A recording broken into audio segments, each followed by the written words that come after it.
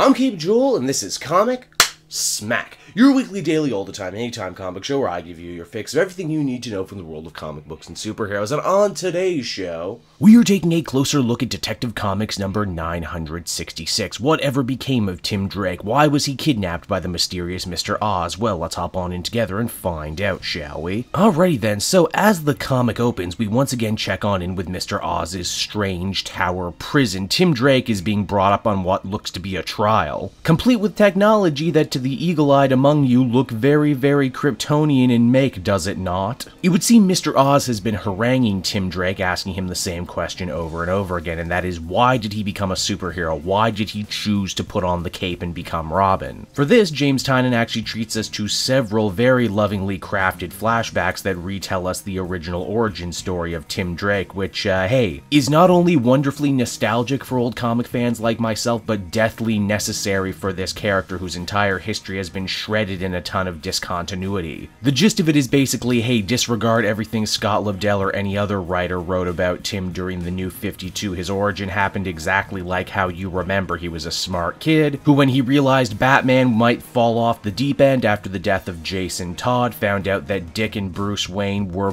both Batman and Robin, and as such ingratiated himself to the Bat family and eventually became the newest sidekick. And hey, wouldn't you know it, it's right around here Oz starts to open up to Tim, saying that at the end of the day they're kindred spirits, two geniuses who have the world resting upon their shoulders. For Tim, that weight involves Batman making sure that he's never alone, never goes too far, even if that means having to set up a whole extra Bat family team just to keep him occupied. And for Mr. Oz, well, his weight was the destruction of an entire planet, and that is because if you've been reading Superman, you will know Mr. Oz is actually none other than Jor-El. And speaking of the ongoing Oz Effect storyline, this issue of Detective Comics actually offers some more very interesting layers to Jor-El as a character. You see, he's not really the one in charge, he says. He says that he's a middleman for some greater, more powerful entity. And that this prison, which is a super advanced, ever-changing prison, is, well, a prison to him too at the end of the day. Now after Mr. Oz leaves, Tim goes out of his way to try and hack the technology in the place to try and get a message out to Batman. He gets a response and ends up running into Batman in the facility.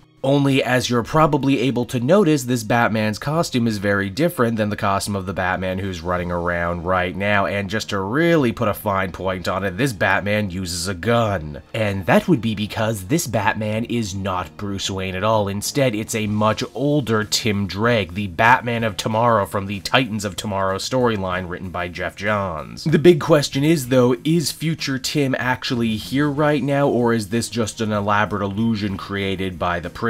All we know for sure, though, as the comic begins to wind down, is that Doomsday, who is now free of his cage in the prison, is most definitely not an illusion, and now he's ready to do some killing. So that was Detective Comics number 965, everybody, and overall I thought it was a super effective, super heartfelt homage to Tim Drake as a character and his legacy in the Bat family and as Robin. James Tynion fixes a lot of the long-standing continuity problems, getting everything back to their classic roots, which is always nice and oh so very DC Rebirth.